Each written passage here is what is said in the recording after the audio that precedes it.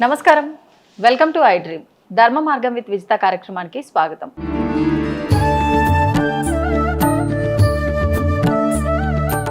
నమస్కారం గురుగారు. చాలా సంతోషం బంగారు, చెప్పునమ్మా.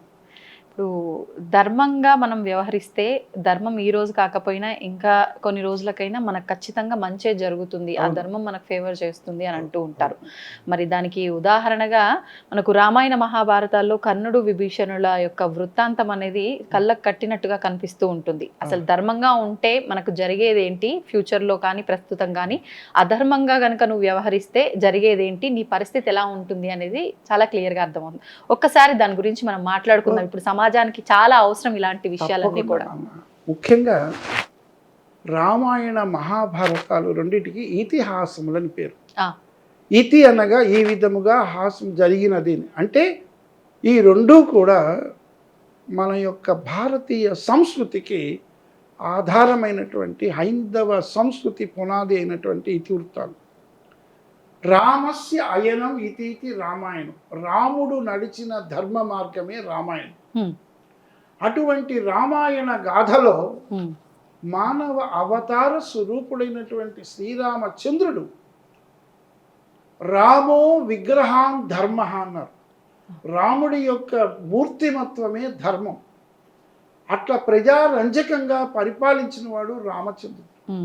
అటువంటి ధర్మ మార్గములో పయనించినటువంటి రాముడి యొక్క ఇతివృత్తంలోని ఒక పాత్ర రామాయణ గాథలో విభీషణుడికి రాముడికి అనుసంధానమైనటువంటి ఒక అద్భుతమైన ఘట్టం.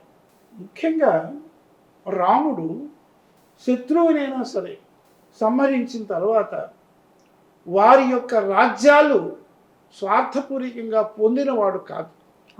ఉదాహరణకి ఎప్పుడైతే హనుమంతుని ద్వారా సుగ్రీవుడికి మైత్రి జరిపి వాలి సుగ్రీవుల యొక్క కథనములో సుగ్రీవుడికి సహాయం చేసే విధంగా మైత్రిని గొల్పి ఆ యొక్క వాలిని సంహరించి కిష్కిందకు రాజ్య పట్టాభిషేకం ఎలా చేశాడో ఆ విధంగానే ధర్మ మార్గంగా ఎప్పుడైతే విభీషణుడు తన అన్నయ్యైనటువంటి రావణాసుడికి సీతాదేవిని మరలి పంపించేసి, మండోదరి కూడా చెప్తుంది సీతాదేవిని తిరిగి రాముడికి అప్పచెప్పని, ఆ సమయంలో రాముడు మన ఆంజనేయుడు కూడా దూతగా వచ్చినప్పుడు ఈ యొక్క రావణాసురుడు అతని తోకకు నిప్పంటించమని చెప్పినప్పుడు కూడా విభీషణుడు వద్దంటాడు. రాయబారిగా వచ్చినటువంటి వాడికి ఈ పని చేయకూడదు అంటాడు. అయినా కూడా రావణాసురుడు ఇతన్ని చాలా కోపపడిన సమత తను అన్నయ్యను కూడా వదిలిపెట్టేసి శరణాగతులుగా రాముడి దగ్గరికి విభీషణుడు వస్తాడు. అది అద్భుతమైన మలుపైన పాత్ర. ఎందుకంటే ధర్మో రక్షతి రక్షిత. మనము ధర్మాన్ని పరిపాలిస్తే మనము ధర్మాన్ని కాపాడుతుంది. అందువలన ఎప్పుడైతే తన సొంత అన్నైనా రక్తం పంచుకొని పుట్టిన అన్నైనా ఆ అన్న యొక్క ప్రవర్తన ధర్మ మార్గంలో లేదు కాబట్టి అతన్ని వదిలేసి చివరికి రాముడి దగ్గర శరణు పొందుతాడు. అటువంటి రాముడిని శరణు పొందిన తర్వాత చివరికి యుద్ధఘట్టములో రావణాసుని జయించిన తరువాత రాముడు తన యొక్క ఆ రావణాసుడి యొక్క సోదరుడైనటువంటి విభీషణుడికే ధర్మ మార్గములో పయనించాడు కాబట్టి ఆనందదాయకంగా ధర్మపక్షంగా తిరిగి ఆ లంకా రాజ్యాన్ని రావణాసుడు చనిపోయిన తర్వాత విభీషణుడికి అందజేశాడంటే అక్కడ విభీషణుడు ధర్మ మార్గంలో ఉన్నాడు.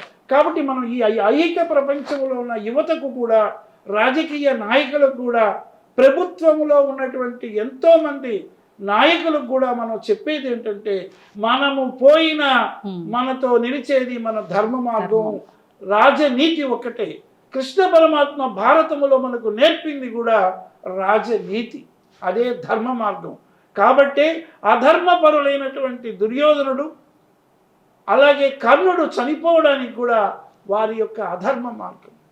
ఆ విధంగా మనము రామాయణ గాథలో ధర్మ మార్గంలో ఉన్నట్లుగానే మనము కూడా చిన్న వయసు నుంచి మనకు పెంచి పెద్ద చేసినటువంటి తల్లిదండ్రులను పెద్ద అయిన తర్వాత వృద్ధాశ్రమాలకు పంపకుండా ధర్మంగా వారిని కాపాడడం పుత్రుడి యొక్క లక్షణంగా నాడు రాముడు ఏ విధంగా విభీషణుడు ధర్మ మార్గం ఉన్నాడో అదే భగవంతుడి యొక్క అవతార తత్వం. కాబట్టి నేటి సమాజానికి కూడా మనం ఎంతో చదువుకున్నాం, ఎన్నో లక్షలు సంపాదిస్తాం, ఇతర దేశాల్లో ఉన్నామని కాకుండా మనకు జన్మనిచ్చిన తల్లిదండ్రుల్ని వృద్ధాశ్రమాలు కలపకుండా చివరి అవసాన సమయంలో ఒక ధర్మ మార్గంగా కాపాడుకోవడం కొడుకు లక్షణం.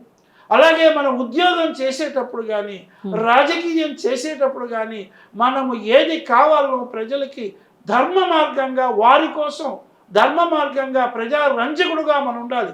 నాడు ధర్మ పరిపాలన దక్షుడు రాముడైనట్టు ఈ విధంగా మనం రామాయణ గాథలో తెలుసుకుంటే, అలాగే మహాభారత ఇతివృత్తములో దుష్ట చతుష్టయం అని చెప్పబడినటువంటి దుశ్శాసనుడు, దుర్యోధనుడు, దుశ్శాసనుడు, కర్ణుడు, శకుని ఈ నలుగురు కూడా కౌరవ వంశములో ఉండి ఆ కౌరవుల చివరికి కౌరవుల తండ్రి అయిన ధృతరాష్ట్రుడు కూడా మానసిక వ్యధలతో చివరికి రావణాసుడు ఎంత దుర్మార్గుడై చనిపోయాడో ఈ విధంగా దుర్యోధనుడు మొదలైనటువంటి కౌరవులు అందరూ చనిపోయిన చివరికి ధర్మం కోసమే ఉన్నటువంటి ధర్మరాజు దగ్గర ధృతరాష్ట్రుడు వచ్చి నిలుస్తాడు.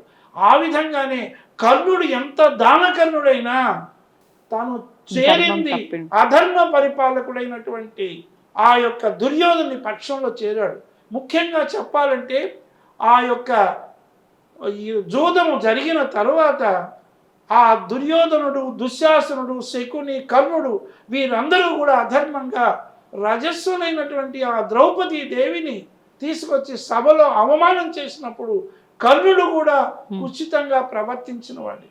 అటువంటి కర్ణుడు అధర్మంగా ఉండబట్టే పరశురాముడు అనేటువంటి గురువు దగ్గర శాపాన్ని పొందినవాడు.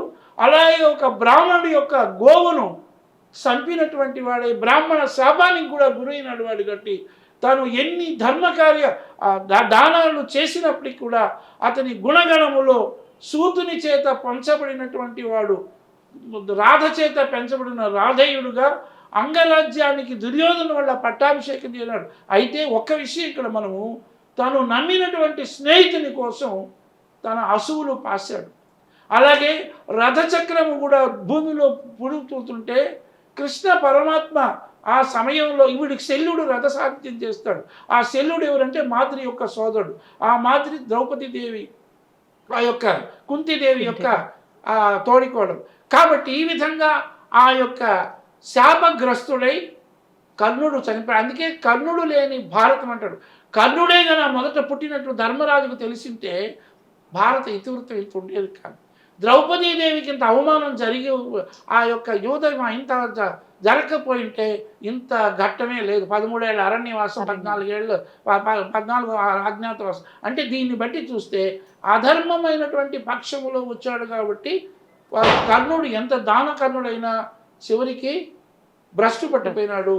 విభీషణుడు రాక్షసుడి యొక్క సోదరుడైనప్పటికీ కూడా ధర్మ మార్గాన్ని ఎంచుకున్నాడు. కాబట్టి తాను చివరికి లంకా రాజ్యానికి, అంటే దీన్ని బట్టి మన నేటి యువతరానికి మనం తెలుసుకోవాల్సింది ఏంటంటే, మనం ఎంత కష్టం వచ్చినా మన నైతిక విలువలు దిగజారకుండా మనం ఒక నిర్దేశకమైనటువంటి ధర్మ మార్గంలో పయనించడమే మనం ఇప్పుడు ప్రస్తావించుకునే ధర్మ మార్గం అనేటువంటి శీర్షికకు ఒక ధర్మమైనటువంటి విజయ పతాకగా నేను చెప్తున్నాను. తల్లి స్వస్తి. ధన్యవాదాలు.